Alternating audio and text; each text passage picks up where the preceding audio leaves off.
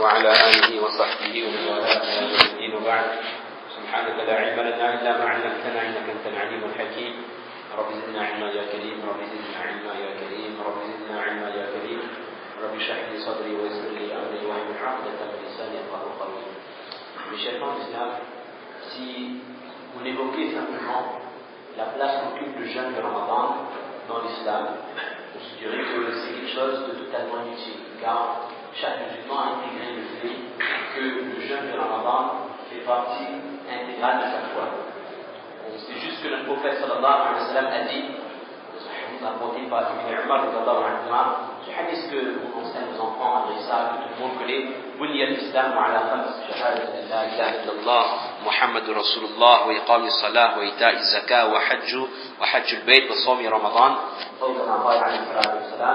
Ce hadith rapporté par Bukhari et Muslim, qui est connu de la plupart des musulmans, dans lequel Muhammad sallallahu alayhi wa sallam dit que l'islam est basé sur 5 piliers. L'islam repose sur 5 piliers: l'attestation du shahadatain, la salat, la zakat, le hajj et le jeûne de Ramadan. Donc pour tous les musulmans, jeûner durant le Ramadan, c'est une évidence. La question ne se pose même pas. On irait même plus loin. C'est un hadith qu'on avait déjà cité une fois. Il y a un bédouin qui vient voir le prophète sallallahu alayhi wa sallam qui dit au prophète d'Allah, montre-moi quelle action je dois faire pour accéder au paradis. Et comme on avait expliqué la semaine dernière, ce bédouin n'a pas l'intention de faire les longs rakats de tahajjud, ni de faire 3 khatams par jour, un khatam tous les 3 jours, ni de donner la moitié de ses biens dans le chemin d'Allah. Son objectif, c'est quoi? Le strict minimum.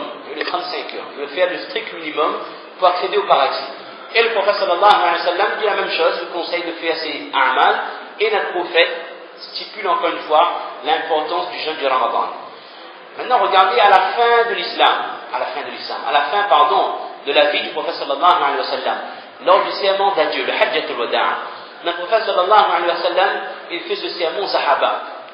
Il y a plus de 120 000 sahaba qui sont présents, venus de toute la péninsule arabe, de Oman, de tous les pays autour de l'Arabie, comme on appelle aujourd'hui l'Arabie saoudite. Notre prophète sallallahu alayhi wa sallam fait ce serment, c'est le dernier: ittaqullah, craignez Allah, wa sallu khamsakum, faites vos 5 prières, wa sumu shahrakum, et jeûnez le mois de Ramadan. Il y a 2 choses, et à la fin, en conclusion, tadkhuluna jannata rabbikum, et vous accéderez de la sorte au paradis qu'Allah vous a destiné. Ce hadith rapporté par Tirmidhi et Imam Ahmad prouve bien que la condition pour accéder au paradis, c'est de faire ses a'mal, et parmi ces actions, l'accomplissement du jeûne, du Ramadan. Et dans un hadith qui fait maintenant un peu plus peur, là on n'est que dans le tadrib, on encourage maintenant dans les mises en garde. Abu Sa'id al-Khudri radiyallahu anhu, il rapporte que le jour de Qiyamah, lorsqu'il y aura encore des musulmans qui seront en train de brûler dans le feu de l'enfer, alors il y aura des Ahlul Iman qui eux accéderont au paradis, mais ils auront une telle muhabbat pour les musulmans qui sont dans le feu, qu'ils demanderont à Allah: oh Allah, ya Rabbana, kanu yasumuna ma'ana wa yahujjuna ma'ana. Oh Allah, ces gens-là sont musulmans comme nous, ils faisaient la salat comme nous, ils jeûnaient comme nous, et ils faisaient le hajj, le pèlerinage comme nous. Et Allah Ta'ala acceptera leur shafa'at. فَيُقَالُ لَهُمْ أَخْرِجُوا مَنْ عَرَفْتُمْ, tirez de l'enfer les gens que vous connaissez, rapporté par Imam Bukhari. Maintenant, la question qui se pose, avant de poser la question, on a compris tout d'abord que le jeûne est un pilier d'islam, que le jeûne est une condition pour accéder au paradis, que même ceux qui seront dans les difficultés du Jahannam, si Allah nous en préserve, ils seront reconnaissables par leurs actions, et entre autres le jeûne du Ramadan. Oui, on sait tous, on a beaucoup entendu, on est au 15e, au 14e Ramadan, on a dû entendre pas mal de discours de Jumu'ah ou de dimanche matin ou de dimanche après-midi sur les vertus, les tawab, les récompenses, les spécificités qu'il y a dans ce mois de Ramadan. Il n'y a pas besoin d'en rajouter, je pense que vous en connaissez plus que moi, ou tout ce qu'il y a dans les livres. Maintenant, la question blasphématoire, parfois il faut bien choquer un peu. Si quelqu'un dit: après ce Ramzan 2008, c'est mon dernier Ramadan, j'arrête le jeûne. 2009, non, c'est suffisant, je jeûne plus. Si quelqu'un dit ça, ou si quelqu'un se pose la question, si quelqu'un vient lui demander notre conseil: je suis fatigué de jeûner, c'est épuisant, cette année il complète, mais l'année prochaine trouve plus moi, c'est suffisant. Qu'est-ce qu'on va dire à cette personne? On va dire: mon frère, tu sais pas que jeûner c'est un pilier d'islam, tu ne sais pas que pour entrer au Jannat, il faut le jeûne du Ramadan. C'est-à-dire toutes les choses qu'on vient de dire. Et même si on n'a pas toutes les connaissances de hadith, tout simplement, si on est un musulman de base, ou on n'a pas le ilm, on dirait à cette personne, mon frère, n'oublie pas que tu es musulman. Tout simplement, tu es musulman, ça c'est ta religion, ça jeûner. Comment tu peux dire que tu abandonnes le jeûne? C'est une bonne réaction. Alors on a compris qu'une personne qui fait le niyat d'abandonner le jeûne à partir de cette année, c'est quelqu'un qui est dans l'extrême, le plus haut degré de perdition. Et vous allez dire que personne ne fait ce niyat, il n'existe pas. Mais d'accord, ce niyat-là, personne ne le fait. Mais il y a pire. Il y a des gens qui ont des niyats parfois pire que ça, plus lourds en conséquence. C'est une personne qui se dit, dans ce mois, j'ai fait mes 5 salats comme il le faut. J'ai pas raté un namaz, j'ai pas raté un tarawih, ben c'est bien, j'ai accompli mon devoir. Allah est satisfait de moi, j'ai obtenu les récompenses, mais j'ai eu ma part de salat pour cette année, c'est suffisant. Et donc elle se dit intérieurement que, après le Ramadan, je ne vois pas l'intérêt de continuer de faire mes namaz. Alors cette personne, elle est encore plus inconsciente. Elle se met encore plus en danger. Elle se rapproche plus de l'enfer. Elle est plus proche de la colère et de la malédiction d'Allah que la personne qui ose dire que je ne jeûne plus. Alors que quelqu'un qui dit je ne jeûne plus, ça nous choque. Mais quelqu'un qui tout naturellement, après le premier Shawwal, il se décide à ne plus venir à Masjid, ça choque. C'est paradoxal, ça choque moins. Alors que, on sait bien que le prophète sallallahu alayhi wa sallam a dit ce hadith, c'est connu de tous, as-salat imaduddin. La salat est le pilier de la religion. Pour le jeûne, le prophète sallallahu alayhi wa sallam n'a jamais dit que le jeûne est le pilier de la religion. Le prophète a dit que l'islam est basé sur 5 piliers. Et parmi ces piliers, il y a le jeûne de Ramadan. Mais concernant la salat, c'est la seule arkan, le seul rukn, pour lequel le prophète sallallahu alayhi wa sallam a spécifié que la salat c'est imad ad-din. Et c'est quoi imad? Vous avez déjà été à Arafat. Il faut y aller, tous les ans, Inch'Allah, si vous pouvez. Même s'il y a des difficultés, il faut y aller à Arafat. Sous les tentes, les anciennes tentes, je ne parle pas des tentes de Mina, les anciennes tentes, il y a un pilier au milieu. Il y a un poteau qui est fait, un poteau, c'est vieux, c'est fait en bois, et puis c'est tenu par des ficelles. Si vous vous appuyez avec ce poteau, et que ce poteau tombe, ben vous avez 120 pèlerins qui vont être couverts par le chapiteau.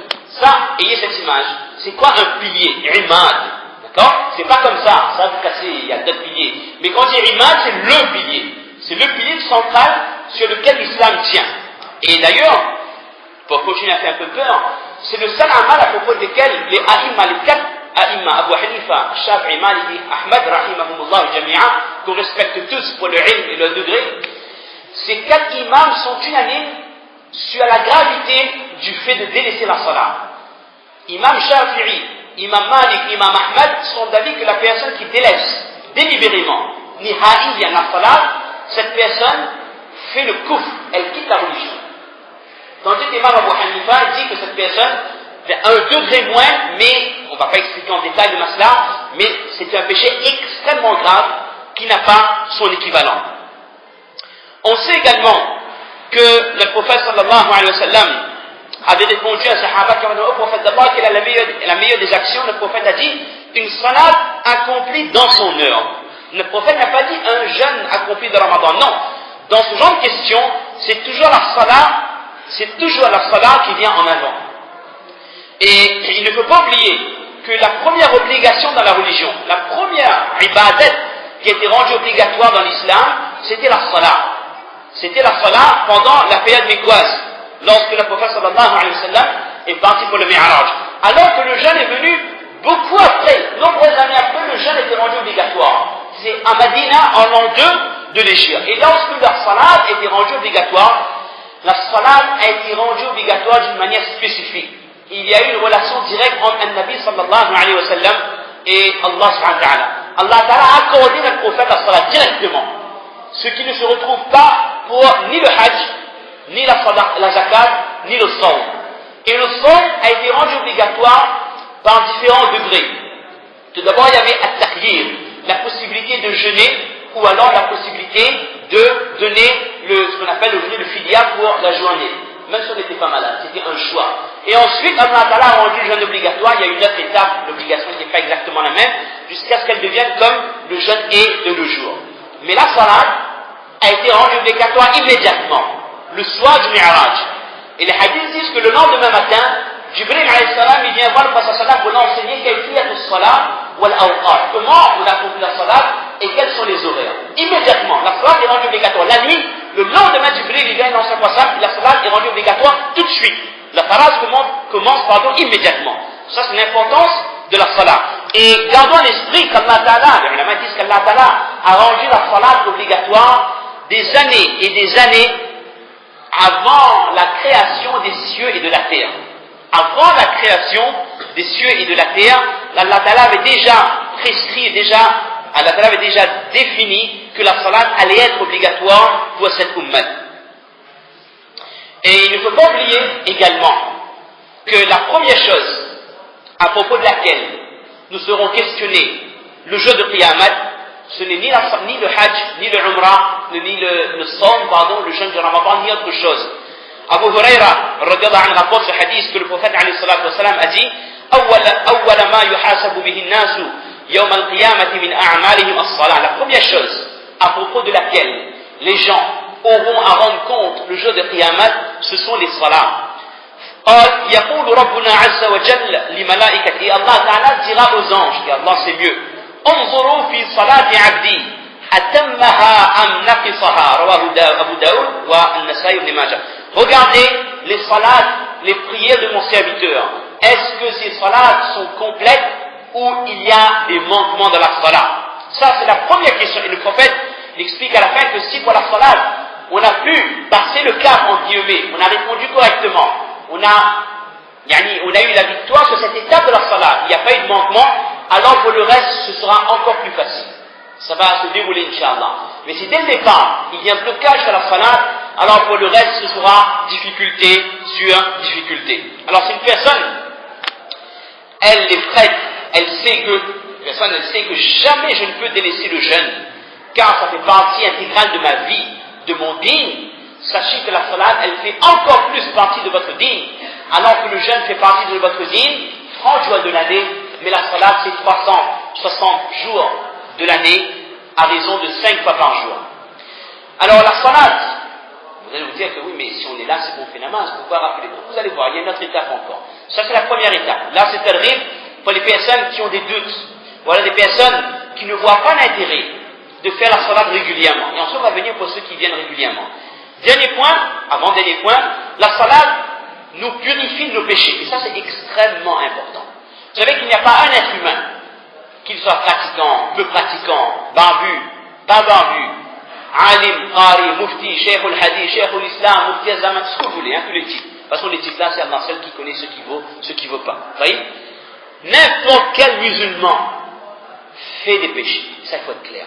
Il n'y a pas une personne qui a l'immunité totale contre les péchés. Soit nos péchés seront dans nos ibadat, soit nos akhlaq, soit nos mu'amala, soit nos mu'ashara. Pour ne pas répéter ce qu'on a dit l'autre fois, on peut être un excellent adorateur d'Allah, mais un très mauvais mari. On peut être un excellent adorateur d'Allah, un excellent mari, mais un très mauvais père. Ou un très bon père, un très bon mari, mais un très mauvais abid. Moi je connais des gens qui sont prêts à faire tout pour vous. Vous avez besoin d'eux, vous avez besoin d'un prêt financier, vous avez besoin d'un service, ils se déplacent, leur corps, leur bien, ils sont à votre disposition. Mais salat, pas trop ça. Donc il y a un manquement. Ils ont des qualités que peut-être nous on n'a pas, mais il y a un manquement. Dans chaque personne, il y a un manquement. Impossible qu'il y ait quelqu'un qui soit parfait. Voyez? Et la salat purifie le musulman des péchés. C'est pas qu'une fois de temps, c'est les péchés accumulés en chaque salat. Parce